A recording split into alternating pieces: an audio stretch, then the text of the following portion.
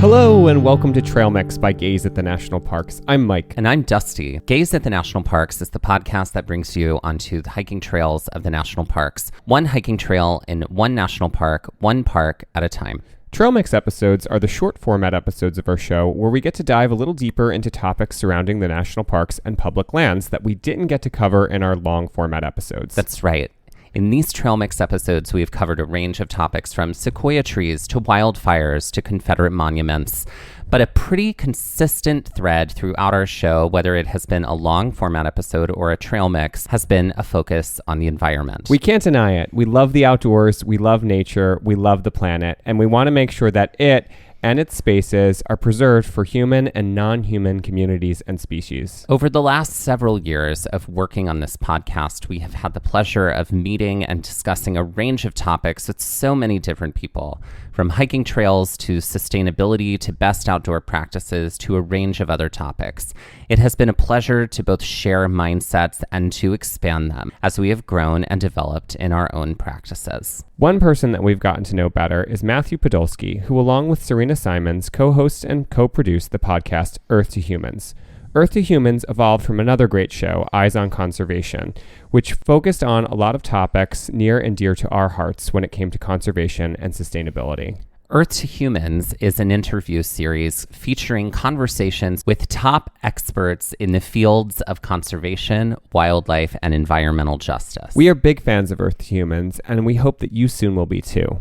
We were fortunate enough to be able to sit down with Matt and talk the environment, conservation, and the creation of Earth to Humans. Here's our conversation with Matthew Podolsky.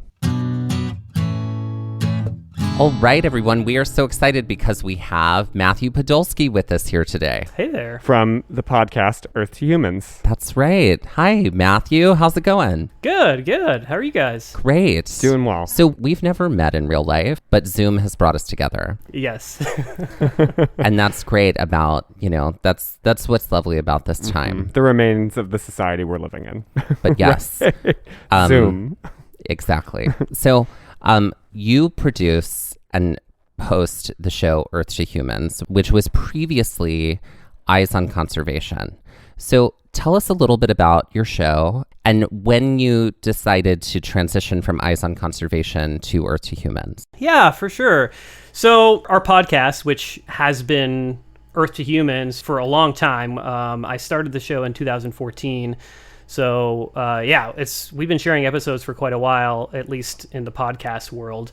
Yeah, the original idea for the podcast was just to kind of share conversational interviews with folks who work in the field of sort of conservation and environmentalism, but with a focus on people who you might not typically consider to be in that field, right? So our sort of overarching goal has always been to show people that conservation and environmentalism is not a niche topic, right? That this is much broader than the way it's typically portrayed in our culture and in our society.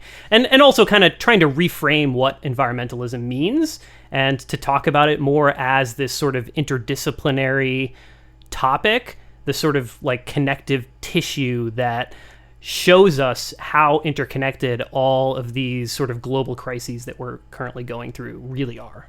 We had been struggling for a while with the language. Like the term conservation is deeply problematic from a historic perspective, right? Like I think there's a lot of really negative connotations with that particular term, like both the idea of conservation and environmentalism. I think we started to realize that we're leaving a lot of people out just by presenting ourselves and using this language in the way that we present the show.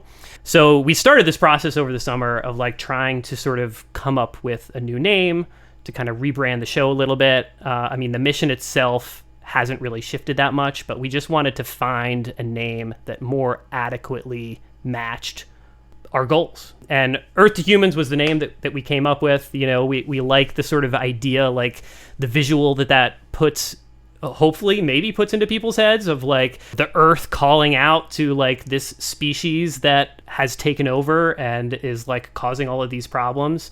But I don't know, like we definitely wanted a new name that could be open for interpretation and maybe means different things to different people, But we like the big part about it was we wanted to like cast aside the sort of negative connotations associated with these terms that, and I mean, we still use this language, right? Like, because I don't know what else to call, these ideas, but we're definitely trying to reframe it and make it more inclusive. You mentioned earlier that you kind of had people on the show that you wouldn't typically think of in these roles of environmentalism and conservation, if to use for lack of better terms, those terms right now. So like what sort of people, professionals, what sort of folks do you end up having like on the show that kind of round out who you're interviewing and sort of helping to present these ideas? Totally. Yeah. I mean, some of the ones that I feel like that, I don't know, that most people maybe wouldn't think of as connected to conservation. I mean, a few examples of that. I mean, we did an episode with a seamstress who has built her whole business around this idea of encouraging people to like not throw their outdoor gear away and just clothes in general, right? And so she has this sort of niche in her community where she repairs people's like mainly outdoor gear, but like all kinds of stuff, in like really interesting, creative ways. And, like that is environmentalism, right? I mean, we also like, I had a really cool opportunity over the summer to interview this guy who worked in the State Department and is a part of the sort of national security apparatus. So he took this position on during the Obama administration. This guy was essentially like in the early days of the Obama administration, like he was the person in the State Department who was advocating for our government to treat climate change as a national security issue. And he stayed on for the first 2 years of the Trump administration, basically hoping that, like, I don't know, he told some, like, totally crazy stories about, like, stuff that went on and sort of his struggle with, should I stay or should I resign? And he ultimately did resign when he was called to testify in front of Congress after the House flipped in 2018. He was called to testify on some of the work he had done, linking climate change to national security. And the White House tried to censor the report that he was presenting to Congress. And so he resigned in protest the day after that happened. So it runs the gamut from like a national security advisor to folks that are just building their businesses around these ideas and like trying to think about how we restructure like our society to make it more sustainable. Yeah, I'm constantly inspired by your episodes, listening to them. So what are some things that producing the show has taught you and some things that you can take with you into the world, into your own practices? I mean, I've learned so much like through producing the show and like just having the opportunity to reach out to people whose work I admire is so it's incredibly empowering. And I'm somebody who is like very introverted. So when I first launched this show, I definitely went through this period where like, whoa, I can reach out to this person. Like this person to me seems like, somebody that like, oh, they would never respond to my email, or like, I don't have the good enough excuse to like start a conversation. And it gives me this excuse to like reach out to people whose work I really admire. Right. And so like that aspect of it is super amazing. And it's it's given me like a lot more confidence, I think, because like often these people respond and I get to like talk to, people that are just doing really incredible, amazing work. But also, I learn a ton just by having this opportunity to have conversations with all these people that, do very different work, all connected to environmentalism is, I think I would certainly be a more narrow-minded person if I wasn't involved in this, like it opens up your minds to like all these different perspectives and different ways to view all of these issues that we're talking about. So now that administrations have changed over and we've seen a lot of climate action already from the Biden administration, like what hopes do you kind of carry with you as someone that obviously has concern for the environment and obviously is concerned with climate change and moving forward with combating that, what are some things that you're hoping to see more from the Biden administration that obviously were very absent from the Trump administration, or maybe weren't pushed far enough in the Obama administration or administrations prior to that? I feel like I'm somewhat of a pessimist when it comes to like, am I hopeful that the Biden administration is going to take action on the scale that is required to prevent catastrophic warming? Certainly, I'm hopeful that that will happen. And like, his administration has already demonstrated that they're willing to go significantly further than any other administration has previously, right? So like, that's huge and awesome. And I am certainly stoked about that. But I'm not confident at all that the action that is taken will match the scale of the crisis, in my mind. Because I think that in order to match the scale of the crisis, like, we need a mobilization that is, I think we cross over into this territory where, even though it feels like we have crossed this threshold where there is a majority of people that want to see significant action, I think that most of those people don't recognize the true scale of the crisis. Therefore, I think that most of those people just aren't ready to like change the way that they live because of that. Like, the weight of that public opinion, I think, will prevent the government from like taking the extreme steps that would prevent catastrophic warming, right? And like, I mean, I think there's a chance that, you know, I mean, like, the science on this, right? I mean, there are scientists out there that certainly believe that we've already crossed this threshold, right? That it's not possible to prevent catastrophic warming. And like, that doesn't mean that we give up, obviously. Like, it's, you know, I think we're in a moment where any amount of change that we do now is going to have a sort of outsized impact moving forward because of like the nature of how this is, you know, like, I don't know. I mean, one of the things that I talk about, like, when people always ask me, I get the question a lot, often in sort of Q&A discussions, like after a documentary or something that I'm presented. Like, people watch a documentary about an environmental or a conservation issue, and they want to like walk away with like some tangible things that they can do to help, right? And when we're talking about these like big picture issues like climate change and the extinction crisis, like, it's so difficult to come up with a tangible thing that somebody can do that is actually, that they're going to feel like they're actually contributing to it. And I also am always hesitant to like just give somebody something easy that they can do, because I'm nervous. Like, I don't want people to feel like, oh, if I do like, you know, all of these sort of minor things, like if I ride my bike to work instead of drive, or take steps to like reduce my energy usage in my house, like buy more efficient, you know, appliances, or buy an electric car, like those are all great things to do, but I don't want, I'm very nervous that by telling people to do those things, you're convincing them that like they're doing their part, right? So it's like this weird thing. Like, I want people to do those things, but we need people to also recognize that even if every single person on the planet did those things, or every single person like in, you know, the United States did those things, like, that's not gonna get us to where we want to be. It seems like it's more too. It's not this like piecemeal. It's a complete lifestyle change for almost everyone. It's not just this like, I can do X, Y, and Z and I'm good, and the planet's saved. Like, you know, it becomes this. Right. It's more of this. It's a sweeping collective conscious change globally to make that dream realized. Part of the doing your part thing is informing yourself, staying informed, always listening, always reading, always doing the research, always like scrutinizing what you're reading.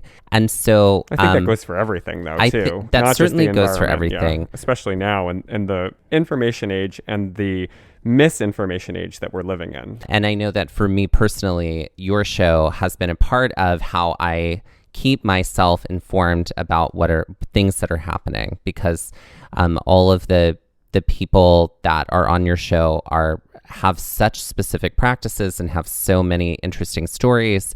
So it's like hearing from people directly who are facing things connected to the environment, or that are intrinsically connected to the environment is part of our role as people on this planet. I'm always deeply grateful for your show because it is one of the ways that I know that I stay informed. Thank you. I appreciate that quite a bit. That's awesome to hear. We need like the very fabric of our society to like change in a very significant way, right? And like, I don't live by that, right? You know, my lifestyle doesn't match that. And the problem is that even if I did match that, it doesn't matter. What we need is we need to accept that and understand that that's where we need to be. And we need to like convince a critical mass of other people, like bring them onto this side and like have this understanding that like we're not living the way that we want to be living, and we're not living the way that will allow like future generations to have the quality of life that we want them to. There needs to be like a mass movement to convince, like there has to be a grassroots movement to convince those in power to implement drastic changes top down. Honestly, like as I'm thinking about it, it's sort of like an acknowledgement of the fact that we're all a part of the problem, right? And I mean, it makes me think about sort of, you know, the massive sort of like shift that at least I feel like happened this past summer with our sort of reckoning over racial justice, right? Like one of the most meaningful aspects of like what happened this past summer from my personal perspective is all of the discussions going on about the concept of anti-racism, right? And like, I feel like I am in such like a much healthier, like better, like mindset than I was previously, just by feeling comfortable saying like I've contributed to this, right? Like I'm a part of this society, but I am actively working to try to make the situation better, like both on a personal level and, you know, like within the larger society. And there's a lot of similarities to that. You know, like I think we can draw that similarity to climate change, right? It's like we're all contributing to it and we need to acknowledge that. Like we can't have this attitude of like, I'm like, you know, oh, I'm driving an electric car and you're not, like shame on you, you know? Like I'm driving an electric car. Do you need a ride? You know what I mean? Like we have to rethink that. Yeah, exactly, right? Totally. Yeah, for sure. There has to be, like you said, a critical mass to kind of come to this. So it's worrisome when it comes to the environment, like where do we hit that? Like you said, there's a lot of scientists that believe we're already past that sort of critical point. And obviously this is being talked about a lot. Obviously this is in the forefront of a lot of people's minds. Obviously it's in the forefront of the Biden administration. That's, you know, along with COVID and racial justice, it's the environment. Like they really are, that's what they're working towards. But where does that critical mass come along? Like how do we get there? And that's maybe more of a rhetorical question than it is a question for you, Matt, but it is interesting to kind of think about that. Like how do we get there? When will we get there? Like what is it going to take? Is it going to take, there's been so many hurricanes, there's been floods and natural disasters that have really pushed people to the brink of what they can deal with in so many ways, but it really hasn't pushed the envelope as far as like taking that drastic action that needs to come top down, like you said. Like where is that kind of like flashpoint that we hit that it's all of a sudden a switch? Yeah, I'm hopeful that we're in that flashpoint, right? I mean, I think that it's yet to be seen what our sort of post-COVID world looks like. People aren't flying as much. A lot of the things that our society has been forced to do as a result of COVID are things that also benefit climate change and benefit people in general. Surely all of us want to get back to a world where like it's easier to travel and we want to like return back to what we think of as normal, but like realistically, like we need to find a new normal, obviously. One of the things that does give me hope is that I feel like with everything that's gone on over the past year, there are a lot more people that are starting to see and understand how all of these issues are interconnected, how racial justice is interconnected with climate change, how COVID is a result of climate change. I mean, that's actually one of the things that I feel like not enough people are talking about is that, you know, one of the things that climate change does is it increases the likelihood of the spread of zoonotic disease. Like the relationship between COVID and climate change is basically the same relationship as like climate change with, say, Hurricane Katrina. Sure. you can't point to this one particular instance of the jump of this virus, from a bat to maybe some other animal like a pangolin and then to humans. Like that specific incident, you can't directly point the finger at climate change, just like you can't directly point the finger at climate change for like one specific hurricane. But the relationship is the same, it's the same relationship.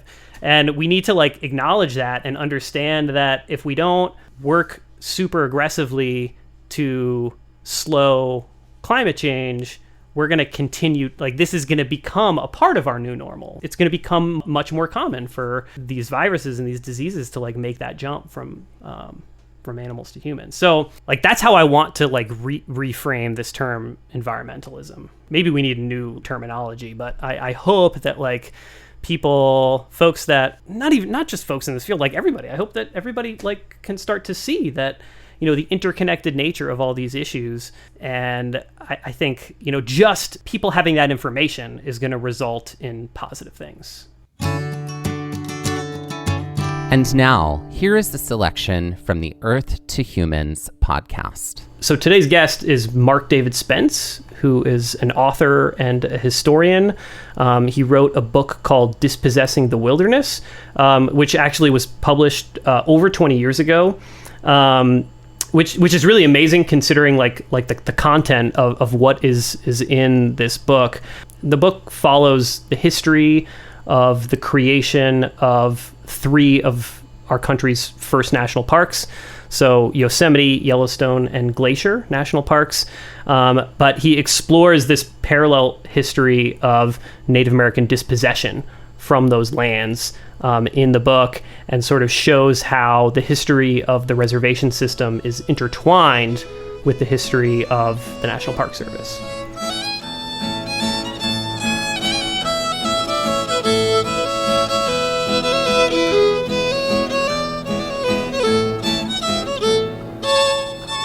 My name is Mark David Spence. I'm an historian of, I guess, multiple overlapping subjects: indigenous history, environmental history, history of the American West, and sort of, I guess, North American environmental history more broadly. So I was grew up in Santa Cruz County, went to California schools from kindergarten to PhD.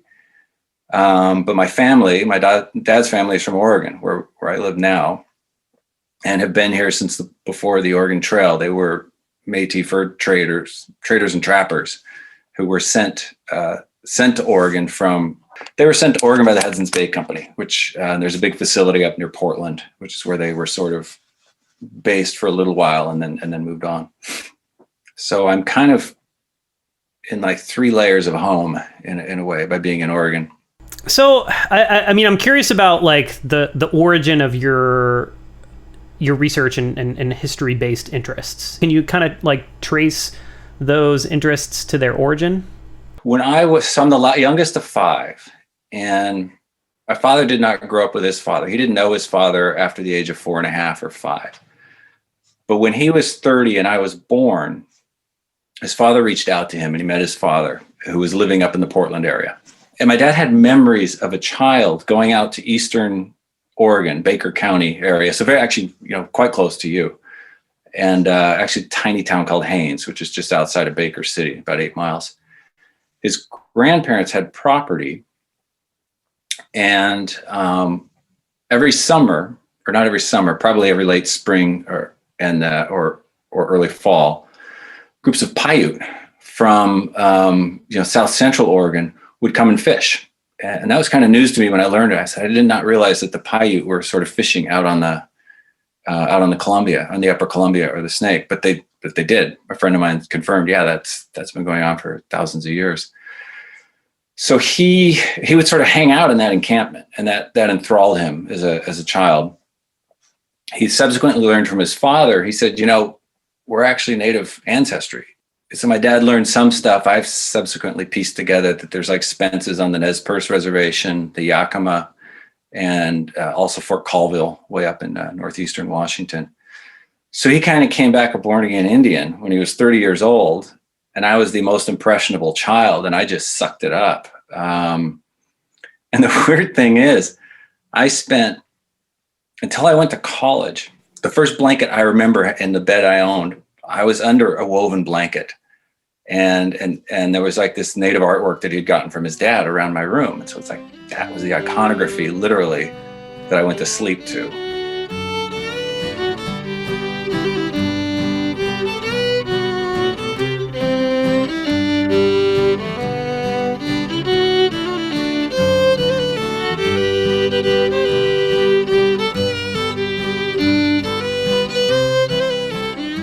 Went around the United States and went to a hell of a lot of national parks all over the United States for about 4 months. But I started bumping into national parks in Taiwan, learned enough Chinese to get around China as well. China had national parks. The Netherlands had a weird, funny national park, which is just a heath with bunnies and a really good Van Gogh museum. And I thought, okay, that counts as a national park. So I knew finally when I got to grad school, which started in 91, that I wanted to be doing something called environmental. I'd never heard of environmental history, but I knew I wanted that to be a protagonist in what I did. And I also wanted to do indigenous history. And it's so coming to the issue has a lot to do with background. So that's why that went on too long. But it also has a lot to recognizing in China, in Taiwan, in all these various places, even in the Soviet Union, national is the most important word in the phrase national park.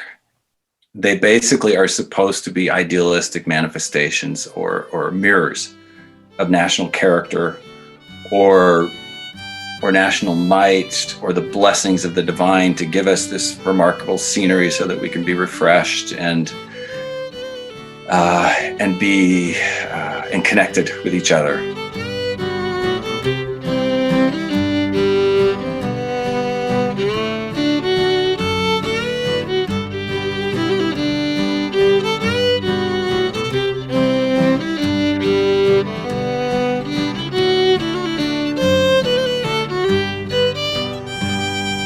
I remember like wandering through the 6th floor of the library at UCLA going, I know native peoples were removed. I have to find a document that proves that. I was walking along and I saw this very large book on a table because I was in the right sort of, call number area of the library. And I picked it up, I opened it, and it was George Grinnell talking about the Blackfeet.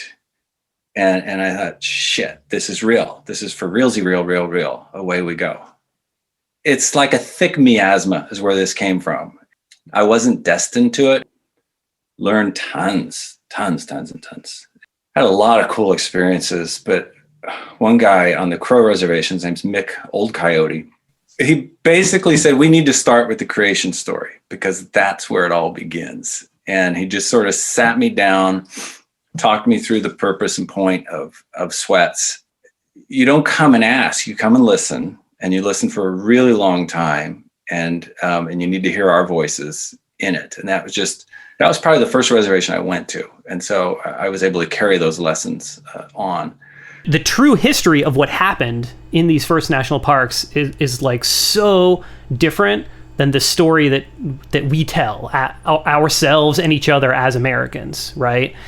In the mainstream. And I'm constantly, every time I think about it, I'm just baffled that this like mainstream attitude towards national parks hasn't gone away. But for you, like unpeeling these layers and kind of figuring it out as you went through the process, like what was that like from like a personal perspective? So the first archival research I did, because I was living in Santa Barbara probably at the time, was Yosemite. And so I went up to Yosemite, and the archivist did not want me to access stuff. There was some stuff they didn't retrieve or wouldn't retrieve, saying it had, personal information. I'm like, personal information from the 1930s is not very, who am I going to expose? That was really surprising to me. I got lucky at Glacier because the archivist wasn't there and the substitute archivist was. And she said, I'm not so sure I can let you look at this stuff And I said, well, I've looked at it other places. And she said, okay. And I was just left in the room, by myself. And so, what if I was a week earlier? I probably wouldn't have. And, but Yellowstone was the worst, absolute worst. There was a sort of librarian archivist named Lee Whittlesey, and I think he's finally retired, and kind of another volunteer semi-paid historian on staff. And they just sort of ruled the whole archive area. And they made it known instantly. They hated my approach. They thought, you can't do this. You don't piss on God. You just don't. And it was, that was literally the attitude I had that I was receiving. I wasn't putting it off at all. I didn't back down, but I wasn't saying, no, you guys are old and dumb and should get out of the way. It was, and oh gosh, the first October when I was a new professor, October 97, Yellowstone had a big conference about, it was like some anniversary or something like that. And I was invited. Basically all the classic mighty environmental writers were there, and a couple of them just laid into me. It's like it's literally as if I tried to tear the dress off of, Jesus's mother, Mary. It's like, literally, it's like you can't look at the undergarments of the national parks because that doesn't look good, even though they're divine. I never had, in Native peoples, I had very great conversations, personal, substantive, and the like. But they never viewed me as their hero or a punk or anything like that. It was just like, this is interesting. Yeah, that's how it was. This is how it happened. It's like, yeah, you're right. But it was a little more like this. So they never thought I was intrusive. The NPS people always thought I was intrusive. I will say one last thing. And that was when I was in grad school, I thought, if it doesn't have public efficacy, what's the point? And so that was probably the guiding principle. If this is just an exercise in historiography or one-upping somebody with high vocabulary, it's like I can't think of a more boring or useless thing to do with my life. The book that we're talking about, Dispossessing the Wilderness, was published in 1999, correct? Yeah. What is the controversy embedded within your research and like what you put out there when you published your book? You don't tug on Superman's cape, and you don't touch the third rail of race. Because if you do, I'm going to find out I'm a racist, and I really don't want to be a racist. National parks are intrinsically good, inherently good. They are the creation of the best people who ever lived. They represent the eternal past for our eternal future. So it was all of that. This is the iconography. These are especially for the conservation crew, for the outdoors type people. It's like, I go there, I feel the divine. There's nothing bigger, better, or more important than encountering divinity and imbibing it. And my rejoinder in my mind, not articulated at the time, is there's nothing more vile than claiming other people's space and in the process denigrating their conception of the divine, the materials that have fed them, that have constructed their thinking, that have shaped their communities, that they have been willing for 150 years to be terribly impoverished and utterly marginalized, but will refuse to leave this place, or will refuse to leave their homeland, portions of which contain a national park unit. The Ken Burns documentary about the national park system, which promoted it as America's best idea, came out after your book was published, right? So it's like he had, here's the most famous history documentarian probably ever. I've gone back and watched through the segments of that documentary that cover Yosemite and Yellowstone recently after reading your book, and I'm just like, how do you rationalize that when the information is so readily available, To me, the whitest man in the world when it comes to appreciating jazz that's Ken Burns. He doesn't really get it. I cannot watch anything he does. And Ken Burns, they contacted me like 2 weeks before they finished the project. They wanted me to find them a picture of George Bird Grinnell. And I'm like, no way, you can't. It's like, I've been writing on this, and I've been criticizing Dayton Duncan the whole time. And it's just like, and I have a totally different interpretation. They wouldn't talk to me for the same reasons. It was so bizarre. And I have used clips of his films in courses, and the Lewis and Clark one in particular at one point. And my students laugh when Dayton Duncan cries. And I'm like going, okay, have I over-informed them? And I'm thinking, no, they're just pretty astute. I mean, because what Dayton Duncan is crying about is not actually sad. So.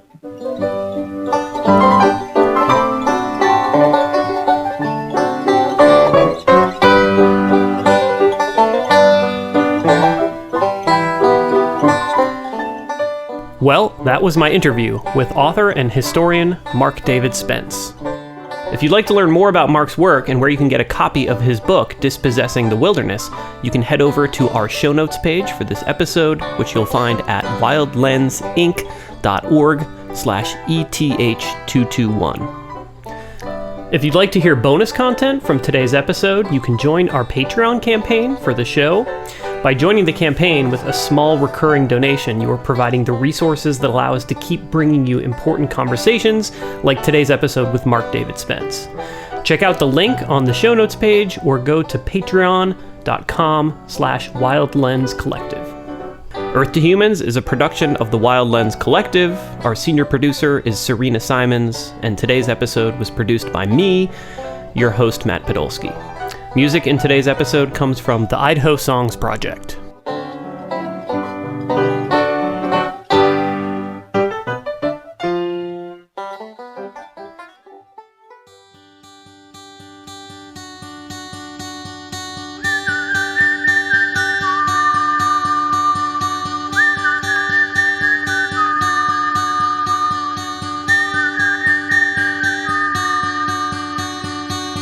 This has been Trail Mix by Gaze at the National Parks, the podcast, and we're here to remind you to hike early and hike often, and that opportunities for conservation are always out there. Gaze at the National Parks was created and is hosted by us, Dustin Ballard and Michael Ryan. To see images from this episode, follow our Instagram at Gaze at the National Parks. To contact us, email us at gazeatthenationalparks@gmail.com. And to find out more about the parks visited on this show, visit our website, gazeatthenationalparks.com. That's Gaze, G-A-Z-E. All original artwork featured on Instagram and on our website is by me, Michael Ryan. All original music was written by Dave Seaman and performed by Dave Seaman, Mariella Klinger, and Sean Sklios. Our music producer is Skyler Fortgang. This episode was edited by me, Dustin Ballard. We would also like to acknowledge that while recording this episode, that we were on the traditional and stolen lands of the Lenape people, also known as Middlesex County, New Jersey.